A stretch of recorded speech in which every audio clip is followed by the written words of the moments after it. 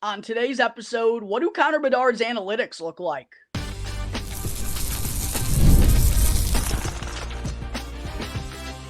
You're Locked On Blackhawks, your daily podcast on the Chicago Blackhawks, part of the Locked On Podcast Network, your team every day.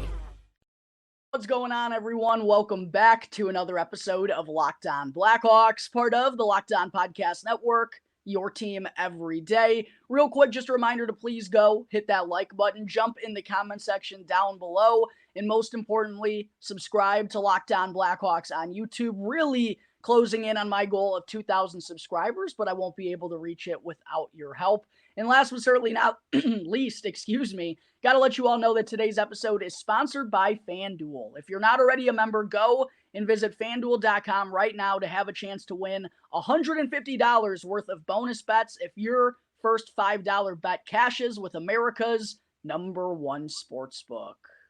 All right, good morning, everyone. Again, thank you all for joining me on another episode of Locked On Blackhawks, your one-stop shop for all things Chicago Blackhawks. To open things up on the show here today, I wanted to take a look at not only Connor Bedard's analytics through the first 13 games, but all of the Blackhawks' noteworthy players. Since I have watched each of these first 13 games, I feel like I have a pretty good grasp of what's been going on with each Blackhawks player in terms of the eye test, but I did want to go and look at some of the underlying numbers in analytics to kind of back things up, courtesy of the fine folks over at Natural Stat Trick, which is a website that I seriously use on a daily basis. And if you're not familiar with Natural Stat Trick, I highly recommend you go and check it out because they calculate data for every single NHL game, and you can go and look at analytics for any player from any team, line combinations, defensive pairings, whatever you please. So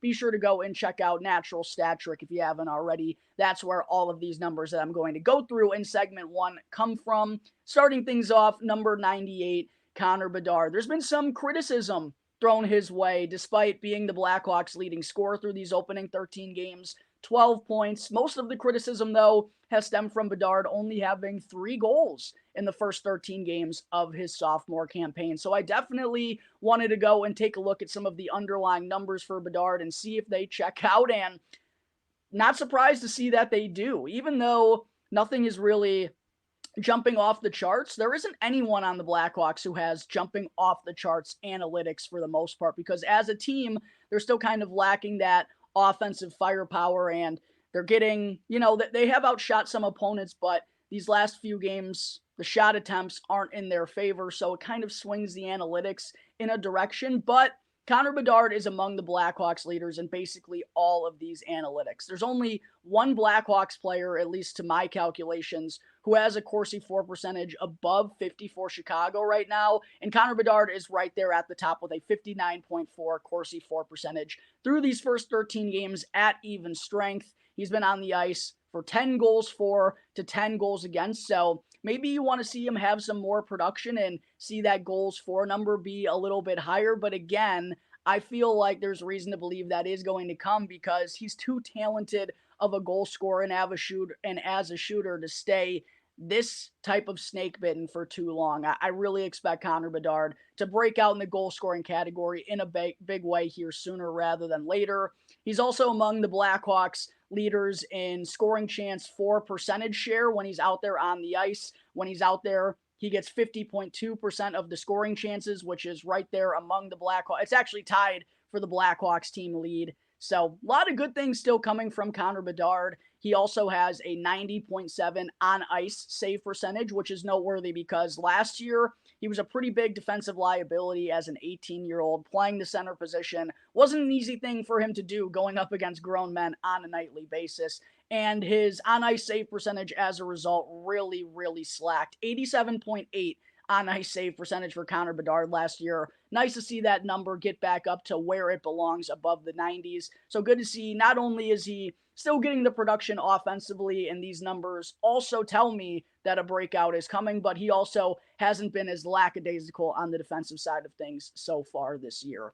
Next up, we have Alex Vlasic, who has a 44.7 Corsi for percentage thus far, which isn't all that surprising when you keep in mind that he's mostly used in defensive situations. In fact, 59.4% of the time he's starting in the defensive zone. But despite that, he's been on the ice for 13 goals for to 12 goals against at even strength. So still on the right side of the analytics despite his role for the team. And I talked yesterday about how not only has he become the most consistent defender for the Blackhawks, but his offensive game is really growing. 7 assists through 13 games, has a 47.2 scoring chance for percentage share, which is really solid given that he starts a lot in the defensive zone and also has a 90.1 on ice save percentage. Seth Jones is next up with a solid 48.5 Corsi for percentage. The offense has been there early on for Seth, but the defense I've talked about has been a little lackluster. He's been on the ice for 11 goals for to 12 goals against, even though he's mostly used in offensive situations. I mean, because he plays 25 minutes a game, he is used in all situations, but I do think his defense has been a little questionable, particularly on this past 5-game road trip. And maybe that's a symptom of Luke Richardson having to lean on him very heavily, but diving into these analytics, again, just tells me that Alex Vlasic is becoming the true number one defenseman here in Chicago right in front of our eyes. But Seth is tied with Connor Bedard for the team lead in scoring chance for share with 50.2%. Also has a 90.8 on ice save percentage. Tyler Bertuzzi is next up, and interestingly enough, Blackhawks fans, Bertuzzi has the highest Corsi for percentage on the Blackhawks through 13 games. And this is why I wanted to go through some of these analytics. And these numbers kind of match what I've seen out of Bertuzzi this year. I'm sure the frequent listeners and viewers of the show have heard me say, especially when it was Bertuzzi, Kurashev, and Hall as the second line, that they were getting a lot of good time in the offensive zone. They were moving the puck around well. It just wasn't leading to the finished product. Well, the 51.5 Corsi for percentage that Bertuzzi has kind of backs that up. They just haven't been getting the production. He's been on the ice for only 7 goals for to 9 against, but does have a 50.0 scoring chance for share, one of the best on the Blackhawks. Defensively, I think he has to tighten up a little bit, 88.0 on ice save percentage, and there have been some moments where both he and Taylor Hall have been a little bit disappointing defensively in terms of their effort. I know that isn't their bread and butter, but as veteran members of this forward group, they got to be a little bit more reliable there. Taylor Hall, pretty good analytics as well, 48.8 Corsi for percentage, but like Tyler Bertuzzi, since he's been playing with him for a majority of this year, not a lot of production to show for it. Only 7 goals for he's been on the ice for at even strength compared to 10 against, while having a 47.8 scoring chance for share, which is among the better numbers for the Blackhawks in that category, but with an 88.6 on ice save percentage. Philip Kurashev might have the most disappointing analytics here for the Blackhawks through their first 13 games. Well, he's only played in 12 of them, but a 47.0 Corsi for percentage isn't horrendous, but he's only been on the ice for 2 goals for to 10 against. So really having a hard time chipping in for any sort of offensive production at even strength. Also has a 44.5 scoring chance for share, which is much lower than what we saw for Bertuzzi, Hall, and Connor Bedard, and also has an 88.8 on ice save percentage, so hasn't even been the strongest on the defensive side of things, despite getting 52.5% of his zone starts in the offensive zone. Lukas Reichel is up next, 42.4% Corsi for percentage, which caught me a little bit by surprise. However, he has been really effective at producing when he gets his best looks on the ice for 6 goals for to only 4 goals against. A 37.6 scoring chance for share really kind of caught me by surprise because I do feel like that trio, more times than not, when they're out there, they're the team that's getting the most dangerous looks between the fourth lines, but kind of some weird analytics that'll happen from time to time. However, love to see that Reichel, when he's out there on the ice, Blackhawks goaltenders have a 92.5 on ice save percentage, which is really solid. I think we're getting better efforts in the forecheck and on the defensive side of things out of Lukas Reichel, just better all-around consistency in his game. Ryan Donato, the leading goal scorer for the Blackhawks through 13 games, has a 45.3 Corsi for percentage, which is pretty solid for a player of his nature, and has been on the ice for 9 goals for to 4 goals against. One of the most effective and impactful players for the Blackhawks, with a 44.7 scoring chance for percentage and also a 94.5 on-ice save percentage. So not only has Donato been productive, but goaltenders have been good when he's out there on the ice defensively as well, which tells me he's putting in the work on the other end. Teuvo Teravainen is next up, 46.9 Corsi for percentage, which is middling, but he's only been on the ice for 5 goals for to 11 goals against. So kind of like Philip Kurashev, just is really struggling to produce at even strength right now, despite Teravainen having a 46.2 scoring chance for rate. And the defense, a little lackluster out of Teuvo Teravainen, 86.9 on ice save percentage, by far the lowest on the Blackhawks. Now getting into some defensemen, Connor Murphy has a 44.4 Corsi for percentage. Not all that surprising again, considering he's mostly used in defensive zone situations. In fact, his 61.3 defensive zone start percentage is the highest among all Blackhawks defensemen. So Richardson really likes to use him in those areas. But Murphy has been really productive. I got to give him credit. He's got, I believe, 5 assists now already on the season and has been on the ice for 11 goals for to 7 goals against at even strength through 13 games. There have been some moments where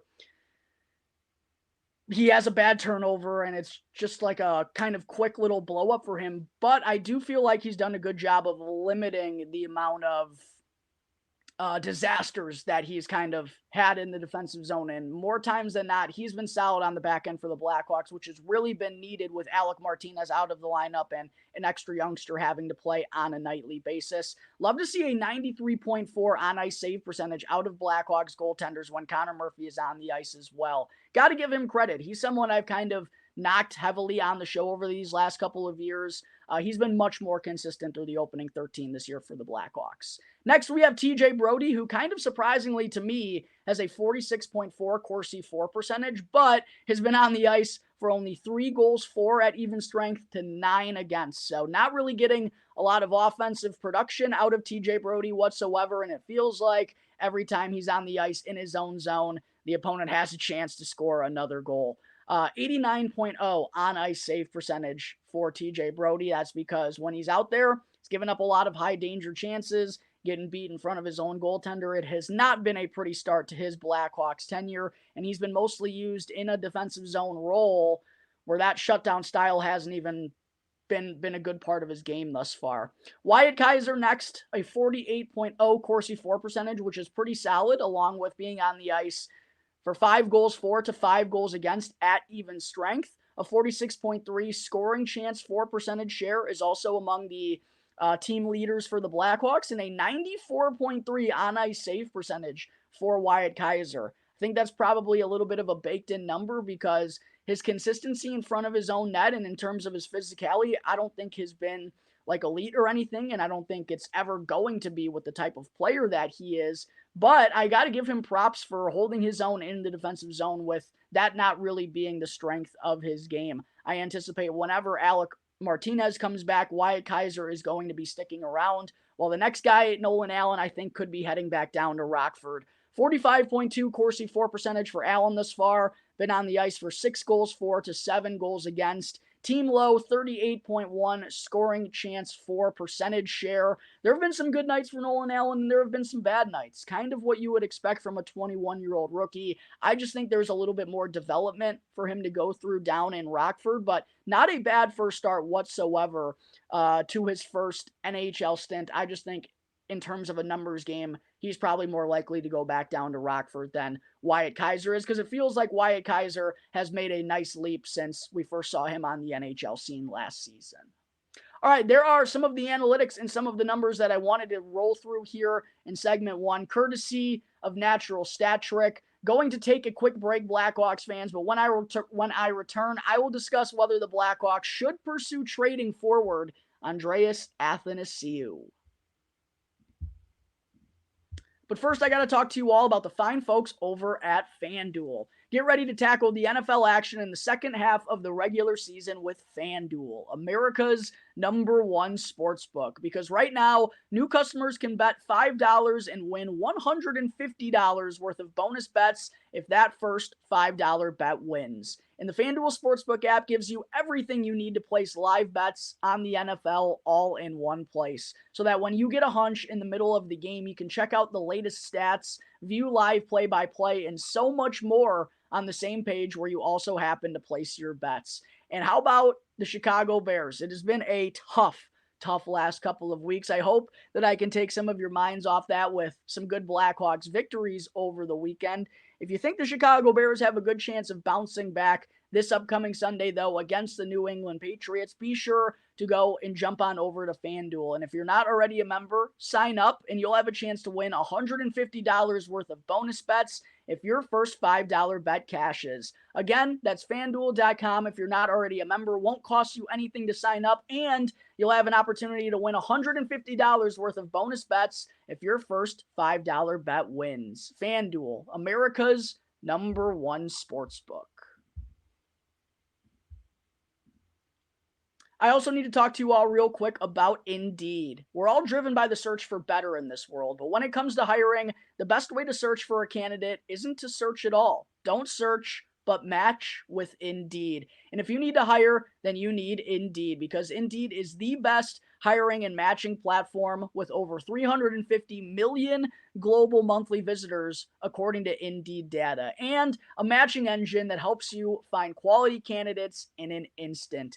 And Indeed doesn't just help you hire faster. 93% of employers agree that Indeed delivers the highest quality matches compared to other job sites, according to a recent Indeed survey. And one of the things that I personally love about Indeed is that it makes hiring in one place so simple and so easy, because you can skip out on the unnecessary information and the unnecessary questions that they ask you, and it still doesn't wind up leading you anywhere. Instead, go and join the more than 3.5 million businesses worldwide that currently use Indeed to hire talent in an instant. And listeners and viewers of this show, you'll get a $75 sponsored job credit to get your jobs more visibility when you check out Indeed.com/lockedon. Again, you'll get a $75 sponsored job credit if you visit Indeed.com/lockedon right now. Need to hire? Then you need Indeed.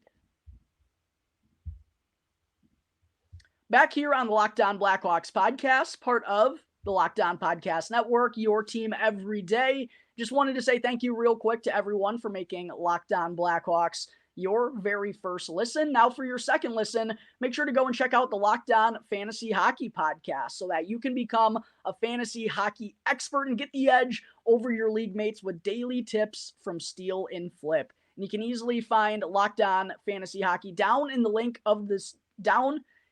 description. You can find the link, or you can simply search on YouTube and wherever you may be listening to your podcast. Part of the Locked On Podcast Network, your team every day. Segment 2.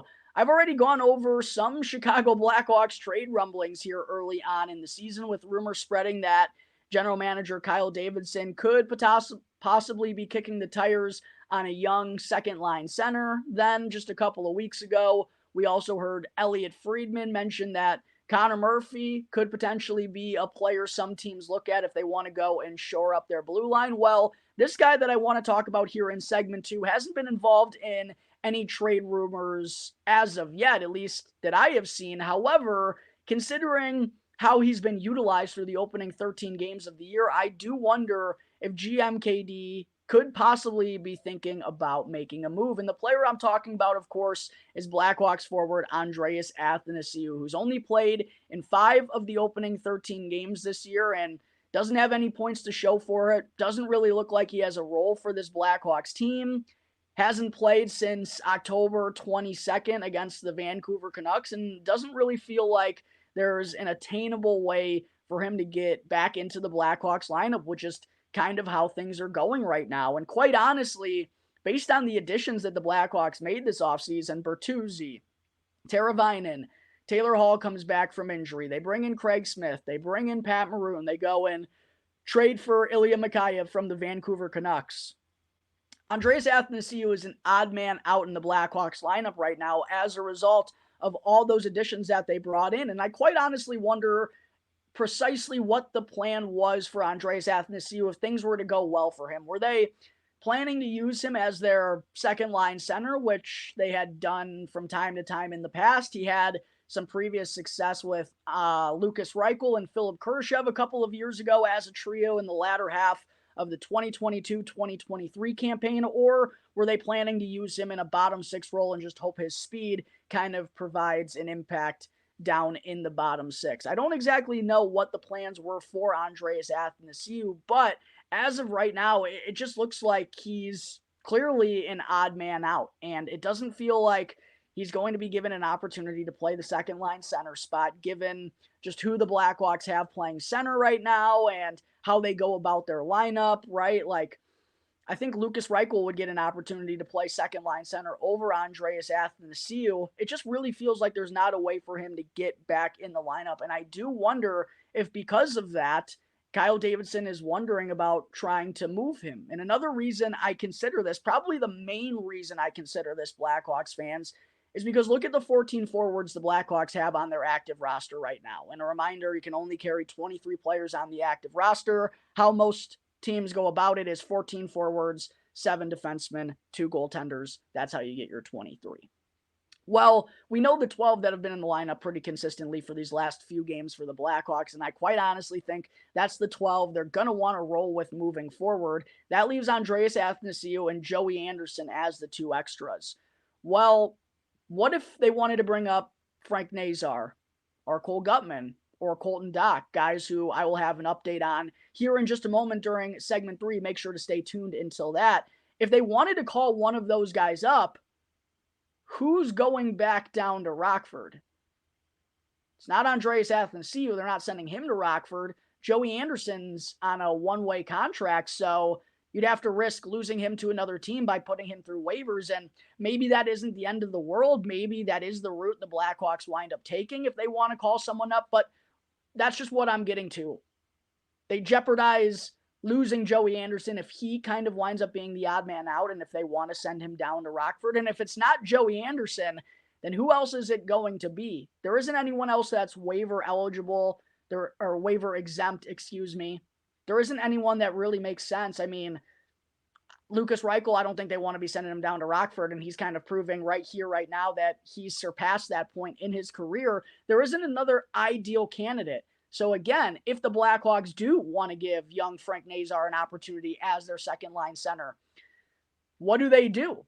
Feels like it's either put Joey Anderson through waivers and risk losing him to another team, which would really suck because he is a valuable part and he plays good defensive hockey. He's not ever going to be a household name, but it feels like he's a guy that could potentially, obviously not here in Chicago for these circumstances, but could be a guy in the bottom 6 who helps make a good team great. He's not going to be a game changer in and alone of himself, but in the right situation, I think Joey Anderson can be very effective. And you don't just want to give up those guys for free. So you kind of see where I'm getting to, Blackhawks fans. It puts Andreas Athanasiou in a little bit of a precarious position, and I do wonder if Kyle Davidson has at least thought about trading Athanasiou. The tough part about all of this is Andreas Athanasiou's contract. Obviously, he's only played in 5 of 13 games. He has no points to show for it, and he's still signed on through the end of this year at $4.25 million.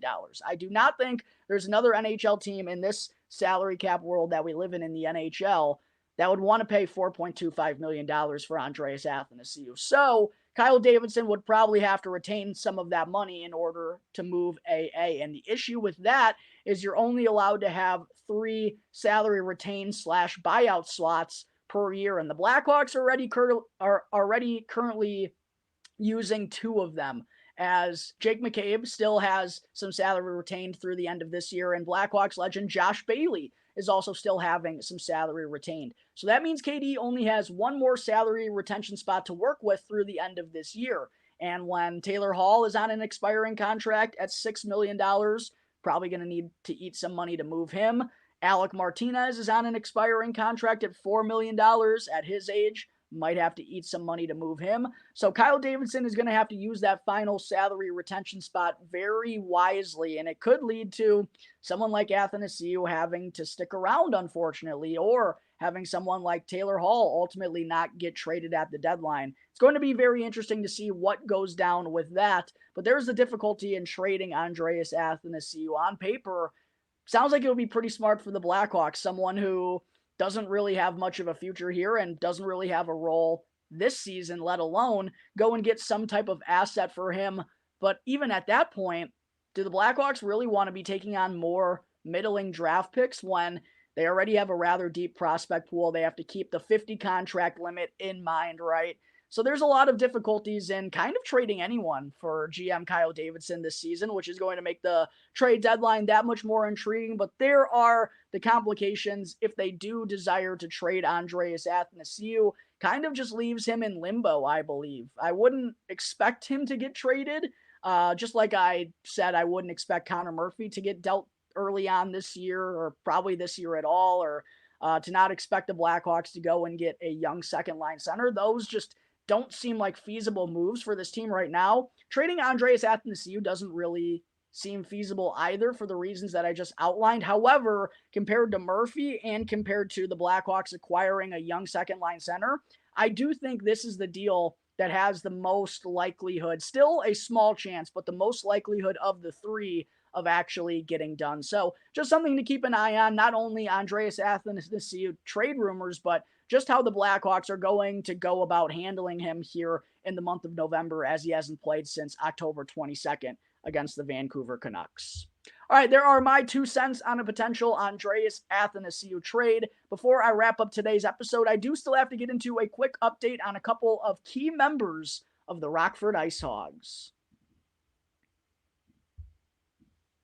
But first, I got to talk to you all about Prize Picks. Prize Picks is America's #1 daily fantasy sports app with over 5 million active members. And Prize Picks is the easiest and most exciting way for you to now play daily fantasy sports, because all you got to do is pick more or less on 2 to 6 player stat projections and watch the winnings roll in. Do you think Connor Bedard is going to score more than 0.5 goals in the next game against the Red Wings? Or how about Patrick Kane tallying more than 1.5 points in his second game back to the United Center? You can now cook up hot takes with your friends and win real money this hockey season when you and your crew run your game with Prize Picks. One thing that I also really appreciate about Prize Picks is that it's the only real daily fantasy platform that carries an injury insurance policy so that your lineups stay in play even if a player were to get injured. So be sure to go and download the Prize Picks app today and use the promo code LOCKEDONNHL in all caps to get $50 instantly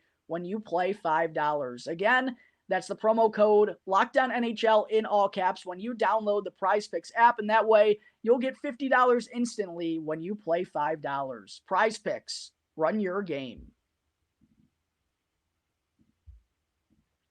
Segment 3, since I did just briefly speak about what might need to happen in order for someone from the Rockford IceHogs to be recalled here early on in the season, I did want to be sure to go over a little update on a couple of IceHogs prospects here to tie a bow on today's episode and talk about what's been going down with the AHL affiliate. First and foremost, I think when we're talking about Rockford IceHogs, and I was just talking about potential players being called up, I think we got to start with Frank Nazar, as kind of just based on the moves the Blackhawks made in the offseason, the additions that they made to their forward group, mostly bringing in wingers, it felt like they were really going to give Frank Nazar an opportunity to make the NHL roster out of training camp. A couple of lackluster preseason performances prevented that from happening. Ends up starting the year with the AHL affiliate Rockford IceHogs, but Frank hasn't allowed that failure to make the opening night roster deflect him from getting off to a good start to his first full pro season. In his opening 7 games at the AHL level, Frank Nazar has tallied 3 goals and 4 assists for the Rockford IceHogs, was actually just named their player of the month for the month of October, and he's just consistently finding ways to impact the game. I haven't been watching full IceHogs games, just to be fully transparent here, but I have been keeping up with clips courtesy of Chicago Prospects on X, which is a great account. I highly recommend everyone follows it. A lot of great prospect updates coming from there. But what I've seen out of Frank Nazar is just basically what I saw from him throughout his time with the Michigan Wolverines, using his speed, using his recognition, making heads-up plays. I feel like his stick handling has gotten a lot better in the last year. He's able to kind of dance through some tight areas, and I'm also really impressed with his strength. I think he's someone who, despite having a smaller frame, does a really good job of maintaining puck possession and is able to kind of pirouette and create space for himself in the offensive zone, and pairs that with good heads-up vision to recognize where the available players and teammates are out there on the ice with him. Quite honestly, if Frank Nazar keeps up this type of play, Blackhawks fans, I do think he's going to get an NHL call-up here sooner rather than later. I expect the Blackhawks to give him an opportunity. I don't think they're going to rush him into it. They want to keep seeing this type of production, but I think if Frank Nazar has another good 2 to 3 weekends in Rockford and stays on this point per game margin, I wouldn't be surprised if the Blackhawks gave him a crack at their second line center spot before the end of December or maybe the first week of December. That would be kind of my projection of a Frank Nazar call-up if he's able to keep up this type of production. Also want to give a shout out to Colton Dach as well. He's someone that if the Blackhawks do not want to call up Frank Nazar and they're in a position to call someone up, I think Colton Dach could be getting an opportunity. 6 points through his first 7 games this year, 3 goals and 3 assists. I thought he was pretty noticeable in the limited opportunities he got in the preseason. Really taking that power forward role seriously, being much more aggressive, a much more in-your-face style of player, willing to drop the gloves, fight, be physical. Those are the things we need to see out of Colton Dach because we need him to be different than what we have out of the prospects in our forward group right now. In the size and speed and a little bit of skill that he provides, I think is exactly what the Blackhawks wanted to see. So off to a good start is Colton Dach. Could potentially be in the mix for a call-up. Same with this guy, Cole Guttman. I think if the Blackhawks were to make a call-up in the forward group, it's going to be Nazar, Dach, or Guttman. And Cole just doing what he does at the AHL level. Seems like whenever he's down there with the IceHogs, he's putting up a point per game almost. 5 points through 7 games so far this year. 2 goals and 3 assists.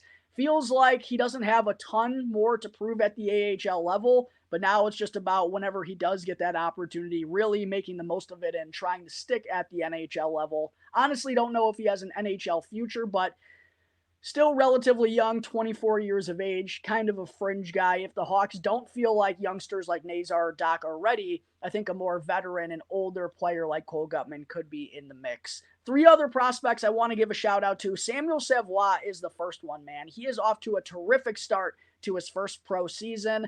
4 points in his opening 7 games, 2 goals and 2 assists. Best known for his grit, his tenacity, mixing things up and being physical. But the offense, man, it's been a sneaky development of his these last couple of years. And combining that with the speed and pace that he plays at, he can be a real pest while also finding ways to chip in from time to time. Love this start out of Samuel Savoie. Kevin Korchinski continues to play pretty solid hockey, only 3 points through his opening 7 games.